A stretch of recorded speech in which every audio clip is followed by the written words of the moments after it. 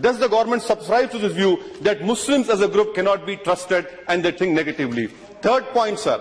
The third point, Chairman of Joint Intelligence Committee in White House Summit of Counter-Terrorism have rightly said India's core strength is liberal, secular, plural democracy.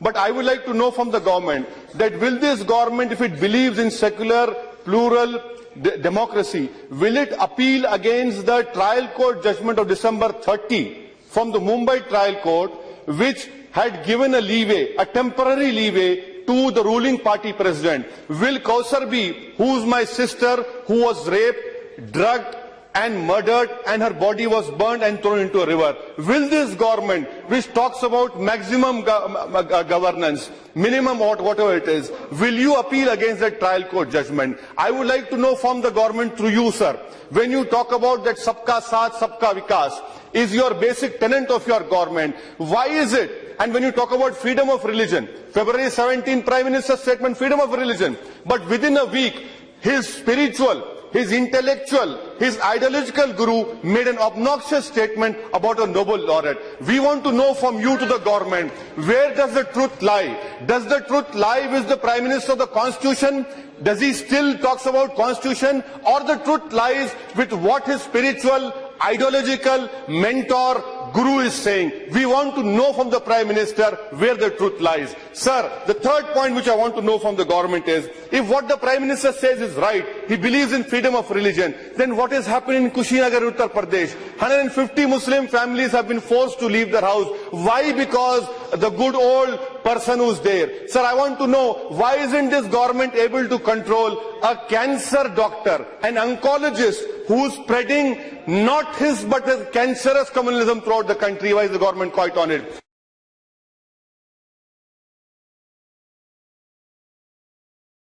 आदरणीय सभापति महोदय जी, हमारे देश में राजनीतिक कारणों से संप्रदाय का जहर घुलता चला जा रहा है और आज से नहीं चला जा रहा है, लंबे अरसे से चला जा रहा है, जिसने देश को तबाह करके रखा हुआ है, दिलों को तोड़ने का काम किया है। लेकिन सवाल हमसे पूछे जा रहे हैं, हमारी भूमिका क्या है? मैं आज जरा इस सदन को कहना चाहता हूं, 27 अक्टूबर 2013 मैं पटना में था, गांधी मैदान में था। बम धमाके हो रहे थे, निर्दोष लोग मौत के घाट उतारे गए थे, लाखों की जनमेदनी थी, बड़ा ही कलुषित माहौल था, रक्त की धाराएं बह रही हैं। उस समय जब इंसान के हृदय से बातें निकलती हैं, वो सच्चाई के तराजू पर 100% सही निकलती है, उसमें कोई लाग लपेट नहीं होता है। बम बंदूक के बीच रक्त बह रहा था, लोग मर रहे थे। उस समय मेरा जो भाषण है, और उसमें मैंने कहा था कि मैं कहना चाहता हूं, मैं पूछना चाहता हूं कि बताइए, हिंदुओं को किसके साथ लड़ना है? क्या मुसलमान के साथ लड़ना है कि गरीबी के साथ लड़ना है? मैं मुसलमानों को पूछता था, क्या आपको हिंदुओं को साथ लड़ना है कि गरीबी के खिलाफ लड़ना है? और मैंने कहा था, आइए, बहुत लड़ लिया, हिंदू मुसलमान एक होकर के हम गरीबी के खिलाफ लड़ाएंगे। हिंदुओं को किसके साथ लड़ना है? क्या मुसलमान के साथ लड़ना है कि गरीबी के साथ लड़ना है? मैं मुसलमानों को पूछता था, क्या आपको हिंदुओं को साथ लड़ना है कि गरीबी के खिलाफ लड़ना है? और मैंने कहा था, आइए, बहुत लड़ लिया, हिंदू मुसलमान एक होकर के हम गरीबी के खिलाफ लड़ाएंगे। पटना के गांधी मैदान में बम बंदूकों, पिस्तौल और गोलियों के बीच में उठाई हुई आवाज है। भारत को प्रेम करने वाले हर व्यक्ति के लिए ये बात साफ है, यह दाइश विविधताओं से भरा हुआ है।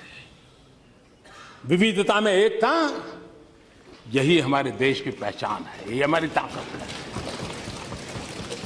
हम एक रूपता के पक्षकार नहीं है, हम एकता के पक्षकार हैं और सभी संप्रदायों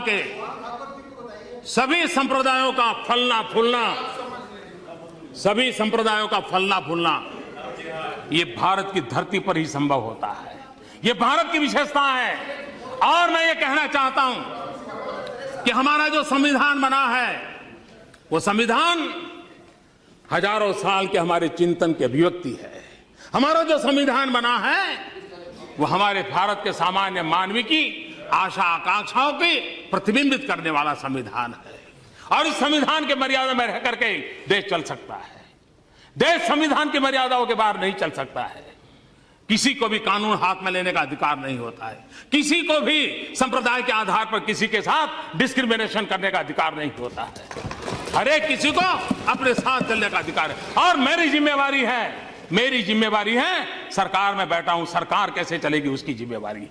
और इसलिए मैं आपको कहना चाहता हूं और मैं बार बार कहता हुआ आया हूं, संप्रदाय के नाम पर अनाप शनाप बातें करने वालों को कहना चाहता हूं, मैं ये कहना नहीं चाहता हूं आज मैं आपका मुंह बंद करने के लिए मेरे पास हजारों चीजें हैं, मैं समय बर्बाद नहीं करता हूं।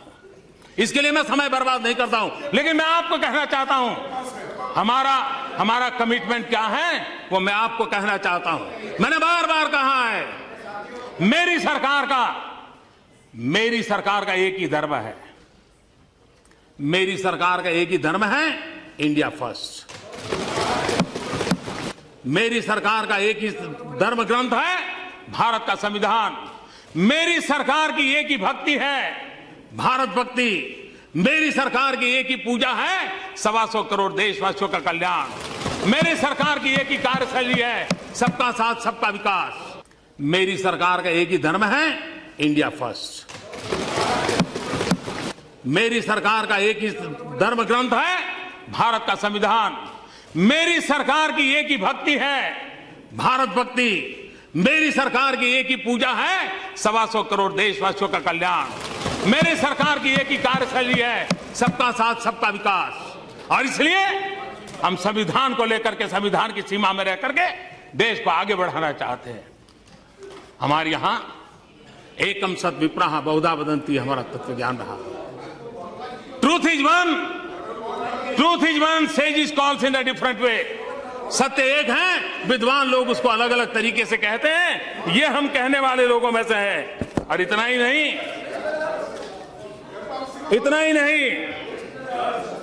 यही देश है जहां गुरु नानक देव ने क्या कहा है। गुरु नानक देव ने कहा है सब में ही रब रेहिया प्रभु एकाई। सब में ही रब रेहिया प्रभु एकाई। पेख पेख Nanak बिगसाई। The one God pervades within all, beholding him in all, Nanak in delighted। ये हमारा तत्व ज्ञान रहा है।